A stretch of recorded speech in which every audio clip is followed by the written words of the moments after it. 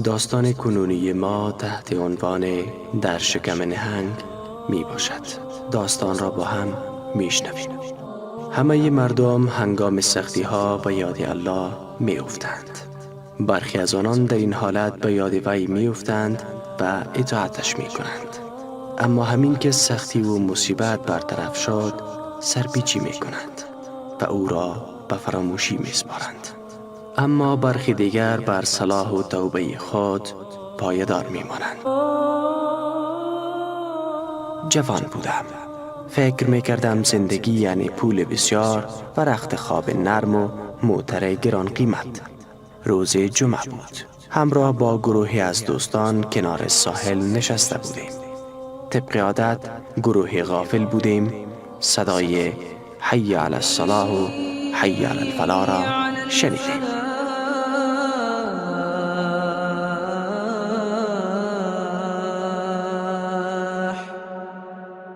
حي على الفلاح.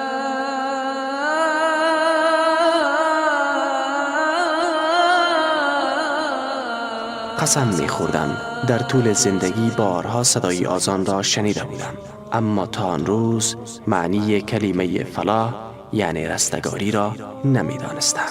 شیطان چنان بر قلبم مهر کوبیده بود که آنگار کلمات آذان برایم نامفهوم شده بودند. مردم دوروبر ما سجاده های خود را بر زمین فرش می کردند و برای نماز جمعه جمع می شدند. اما ما وسایل غواصی را آماده می کردیم تا با آب بازی برویم. لباس های من را پوشیدیم و وارد دریا شدیم. از ساحل دور شدیم و به وسط دریا رسیدیم. همه چیز خوب بود. سفر زیبا و با یادماندنی.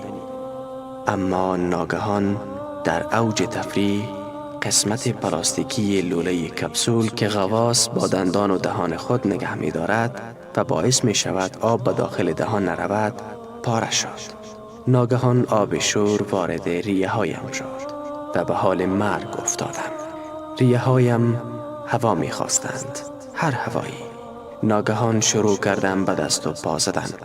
دریا تاریک بود و دوستانم از من دور بودند. دانستم در وضعیت خطرناکی هستم. ناگهان فیلم زندگیم از برابر چشمانم گذشت. با اولین نفسی که آب شور وارد ریه هایم شد دانستم چقدر ضعیفم.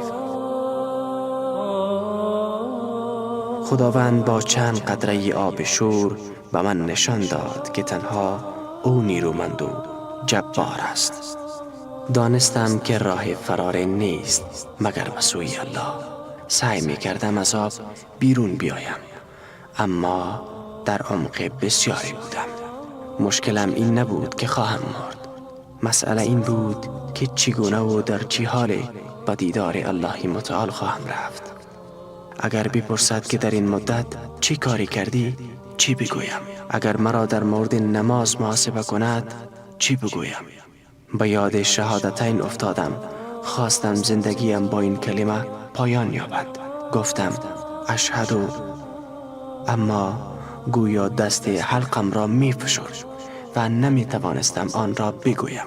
سعی کردم، تلاش کردم. اشهدو در دلم می گفتم پروردگارا مرا برگردان. خدایا مرا برگردان، فقط 1 ساعت، 1 دقیقه، 1 لحظه. اما هیهات هیهات. کم کم داشتم از هوش می رفتم. هیچ چیز را احساس نمی کردم. تاریکی عجیب همه جا را در بر گرفته بود و این آخرین چیزی بود که به یادم ماند. اما رحمت پروردگار وسیع‌تر از آن بود. ناگهان احساس کردم هوا به داخل ششهایم راه یافت. تاریکی از بین رفت. چشمانم را باز کردم. دیدم یکی از دوستانم لوله اکسیژن را داخل دهانم گذاشته و سعی می کند به هوشم بیاورد. هنوز داخل آب بودم. لبخند را بر چهره‌اش دیدم. فهمیدم حالم خوب است. آنگاه قلبم و زبانم و همه سلولهای بدنم فریاد زدند اشهد ان لا اله الا الله و اشهد ان محمدا رسول الله والحمد لله. از آب بیرون آمدم، ولی نه آن کسی بودم که وارد آب شده بودم. نگاهم به زندگی تغییر کرد.